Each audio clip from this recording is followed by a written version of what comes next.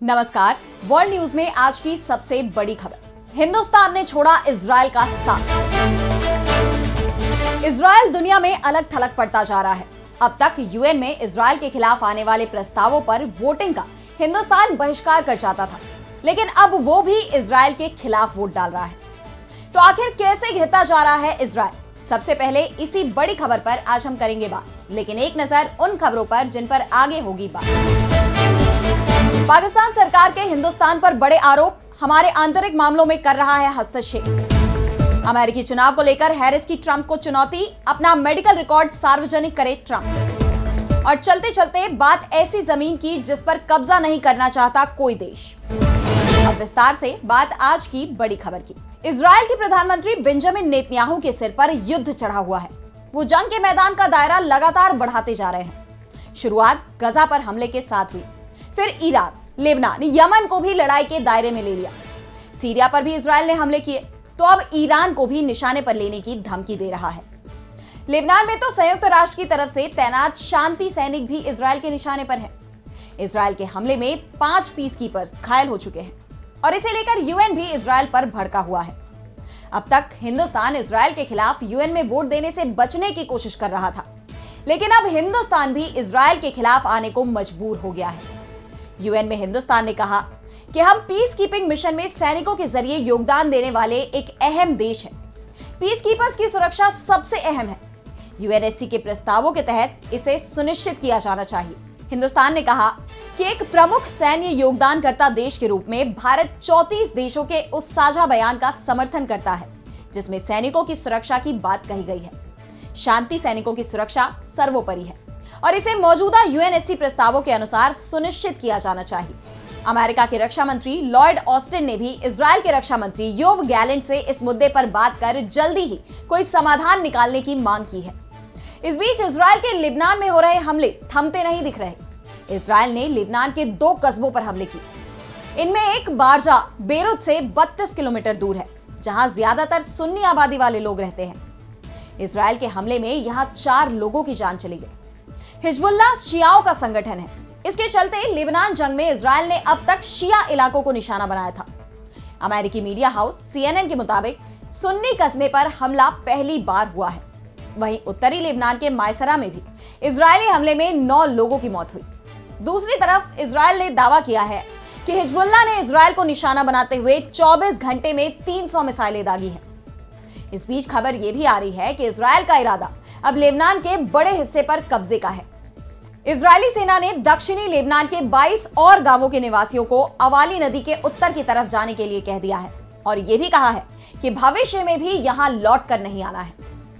Israel की तरफ से दक्षिणी लेबनान में स्वास्थ्य कर्मियों और मेडिकल टीमों से एम्बुलेंस का इस्तेमाल नहीं करने को कहा गया है। इजराइल का दावा है कि इस इलाके में एम्बुलेंस का इस्तेमाल हिजबुल्लाह के लड़ाके कर रहे हैं। ऐसे में एम्बुलेंस भी इजराइल की सेना के निशाने पर है। इजरायली सेना ने साफ कह दिया है कि किसी भी वाहन के खिलाफ कार्रवाई होगी, चाहे वो किसी भी प्रकार का हो। ऐसे में अब सवालों में अमेरिका भी आ गया है। अमेरिका की तरफ से इजराइल पर युद्ध विराम का दबाव बनाया जा रहा है, लेकिन अभी तक इजराइल युद्ध विराम के लिए तैयार नहीं है। यहां तक कि हमास और हिजबुल्लाह भी युद्ध विराम की बात कह चुके हैं। ऐसे में सवाल यह उठ रहा है कि क्या इजराइल युद्ध के बहाने गजा और लेबनान के बड़े हिस्से पर कब्जा करने की कोशिश तो नहीं कर रहा? इजराइल का इतिहास रहा है कि हर युद्ध के बाद उसने दूसरे देशों की बड़ी जमीन पर कब्जा कर लिया है और फिर उसे खाली नहीं किया। इस बार भी इजराइल की ऐसी ही नीयत दिखाई दे रही है। अब बात पाकिस्तान की। पाकिस्तान में चल रही हिंसा के पीछे किसका हाथ है? क्या हिंदुस्तान पाकिस्तान के मामले में हस्तक्षेप कर रहा है?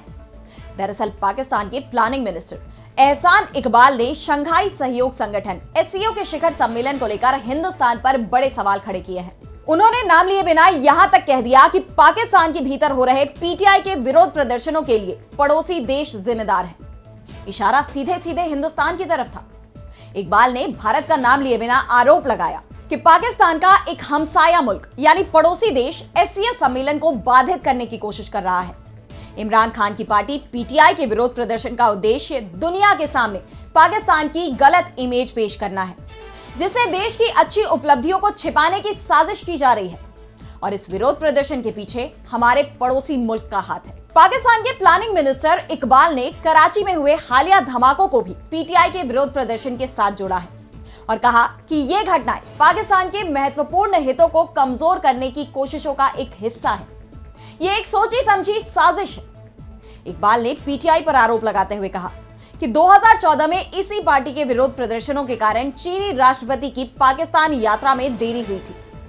उन्होंने पीटीआई समर्थकों से अपील की कि वे इस बात को पहचाने कि पार्टी के विरोध प्रदर्शनों से देश के विकास और आर्थिक सुधार के प्रयासों को कैसे नुकसान पहुंच रहा है।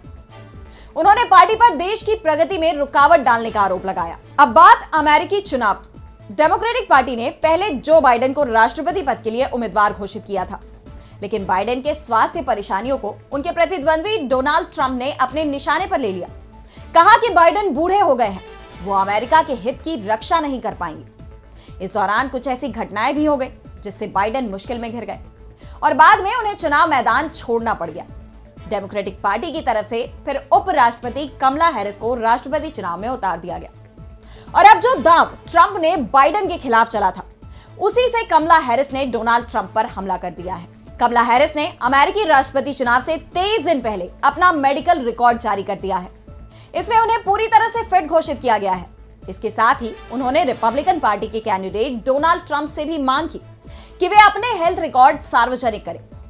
उन्होंने कहा कि ट्रंप ये नहीं चाहते कि अमेरिकी लोगों को यह पता चले कि वे राष्ट्रपति बनने के लिए फिट है या नहीं।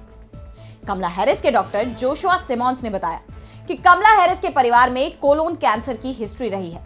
उन्हें कुछ चीजों से एलर्जी भी है, जिसके चलते वे लगातार कोलोनोस्कोपी कराती रहती हैं और अपना ध्यान रखती हैं।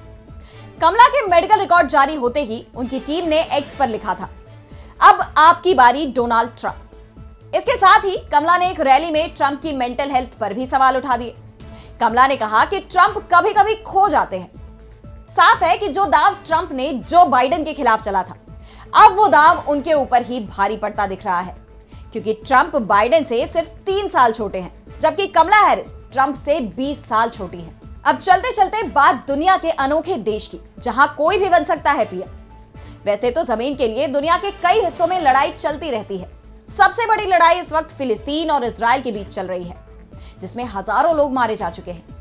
लेकिन इजराइल से कुछ ही किलोमीटर दूर जमीन का एक ऐसा हिस्सा है जिस पर कोई भी देश कब्जा नहीं करना चाहता।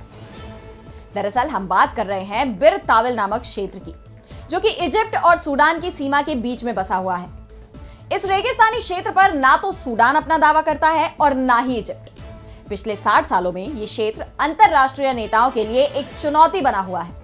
सहारा रेगिस्तान के उत्तर पूर्वी क्षेत्र में बसे इस 2060 वर्ग किलोमीटर के क्षेत्र का नाम खाना बदोशों ने बीर ताविल रखा, जिसका अरबी में अर्थ होता है ऊंचा पानी वाला कुआं। सबसे बड़ा सवाल यह है कि एक तरफ जहां पड़ोस में ही जमीन के एक छोटे से हिस्से के लिए इतना बड़ा युद्ध चल रहा है, ऐसे में क्यों इजिप्ट, सूडान या फिर कोई अन्य देश इस खाली जमीन पर कब्जा नहीं करना चाहता? दरअसल इजिप्ट और सूडान के बीच में 1902 में एक सीमा समझौता हुआ था। इस समझौते के कारण बिर ताविल एक ऐसा क्षेत्र बन गया है कि अगर कोई देश उस पर अपना अधिकार जमाता है तो उसे एक बड़े हिस्से यानी हलाब त्रिभुज पर से अपना अधिकार खोना पड़ेगा, क्योंकि बिर ताविल एक सूखाग्रस्त इलाका है। इसलिए यहाँ की जमीन में ना तो किसी तरह के कोई मिनरल्स है और ना ही ये जमीन उपजाऊ है, और इस कारण ना तो सूडान और ना ही इजिप्ट इस इलाके को अपने देश में शामिल करना चाहता है, और इसी के चलते कोई दूसरा देश भी इस रेगिस्तानी क्षेत्र पर अधिकार जमाने की कोशिश नहीं करना चाहता। तो आज इस वर्ल्ड बुलेटिन में इतना ही। अब मुझे दीजिए इजाजत, आप बने रहिए डीवी लाइव के साथ। नमस्कार।